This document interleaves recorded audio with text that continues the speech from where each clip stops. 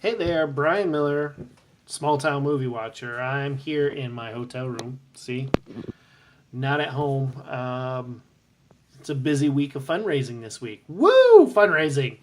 I get to go home again at the end of the week and see my family.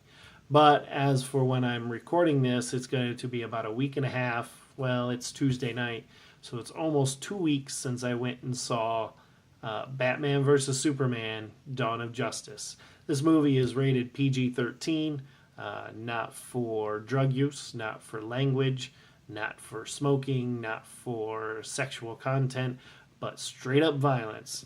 Batman versus Superman. This movie was directed by Zack Snyder. And for those of you that know, Zack Snyder is known for doing some other comic book movies. One of them being The Watchmen and Scott Pilgrim versus the World, and then also Man of Steel. And then it also stars Batman and Superman. Woo! So let's just get into it. I recorded this one other time. It took me 7 minutes to record it. And I decided, I'm going to do this again. And just to be straight up honest. So here we have yet another story of Batman and with the new director. So what does that mean? That means we get yet another origin story of Batman.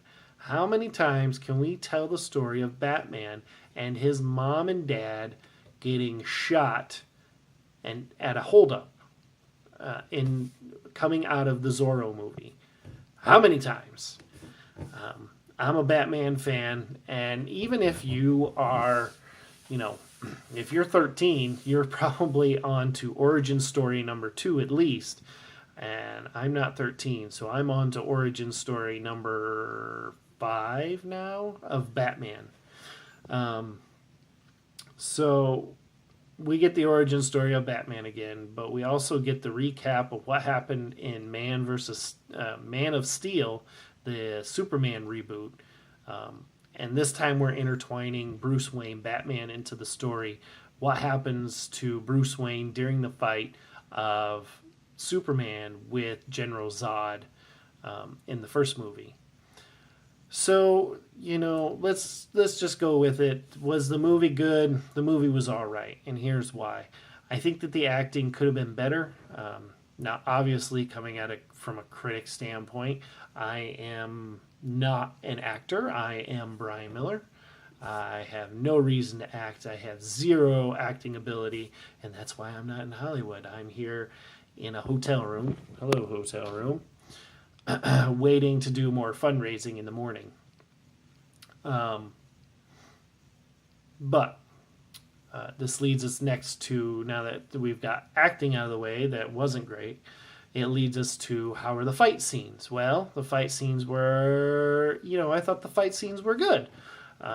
Batman versus Superman. Now, as a fanboy, I know the story of Batman versus Superman. I know what's going to happen. And I know that this is not Warner Brothers' first time telling the story of Batman versus Superman. Did you know that? Did you? Did you know? Just a few years ago, I want to say 2 years ago, Warner Brothers Animation came out with Batman, The Rise of Batman, The Return of Batman. There we go. The Return of Batman Parts 1 and 2. It's part of their animation series for Batman, the DC animation world, the DC animation universe. And part 2 of Batman Returns has the storyline of Batman versus Superman. So as a fanboy, I already knew what was going to happen. Now there's a bit of a twist to what they did in that one, and there's also a bit of a twist to the Batman versus Superman comic book. But anyway, so the acting is okay, the fight scenes are okay, but I already knew what was going to happen. There's no big surprises. Going into the story then of this, that's what I think is one of the major flaws of this movie is that there's so many stories. There's spoilers. Put the spoilers out there. Close your ears or whatever. There are many different stories. There's the Batman origin story. There's the Superman versus General Zod. There is Batman versus Superman. There's spoiler. There's the death of Superman, and the formation of Justice League. There's 5 stories that are happening in this movie, and it's just in 2.5 hours. There's a lot of stuff going on in this movie, and it might just be too much. And I think that's the biggest flaw of this movie is that there's too much story that they're attempting to do in one movie. Pick a story and go with it.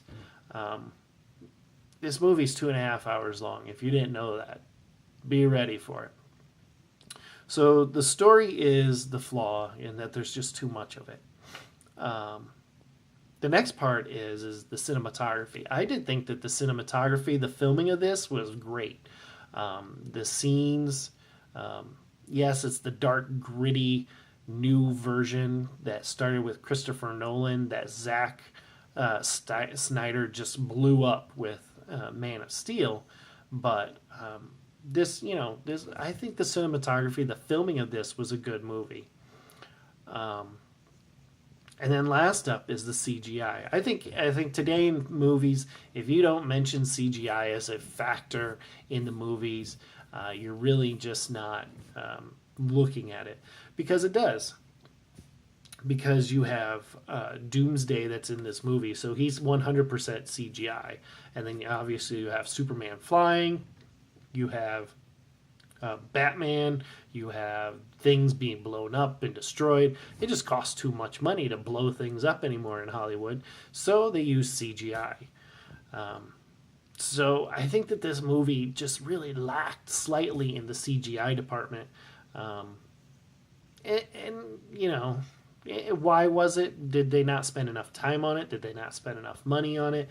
I don't know. I really think that they tried to get this movie done and out before Captain America Civil War so they could cash in. I also think that they wanted to get this out with plenty of time to reacclimate the world to some of the DC characters that are going to get mentioned in Suicide Squad. So I think that's what it is. And so I think the CGI is lacking just because they were trying to get it out too quickly. So overall, was this movie worth it? Well, as a fanboy, yes. I think you should go see this movie just because as a comic book fanboy, you should go and see pretty much any comic book movie that comes out, with the next one being Captain America, followed by X-Men, followed by, what's the next one after that? Suicide Squad. So lots of opportunities to watch comic books this year. Now, as a moviegoer, should you watch this movie? It hurts me to say this, but I think that you, as a moviegoer, as a movie fan, are better off to stay home. You don't need to see another origin story of Batman. You need to see one story. You need to see, is it Batman versus Superman? Is it Death of Superman? Is it another Batman origin? Whatever it is, they need to pick one and go with that instead of doing 5. So, as a moviegoer, I think that you're better off to stay home and wait for it to come out on Blu-ray or digital. As a comic book fanboy, I think you should get out there and watch it. Get your popcorn, get your movie, get your pop, and go watch this. As a moviegoer, I think you're better off to stay home. So, two things. Not safe for the entire family. As a fanboy, go watch it. As a moviegoer, just wait for it. So, Brian Miller got done 2 weeks ago watching Batman vs. Superman, Dawn of Justice, rated PG-13. And I think that you should take your time on deciding if this is your movie to get lost in.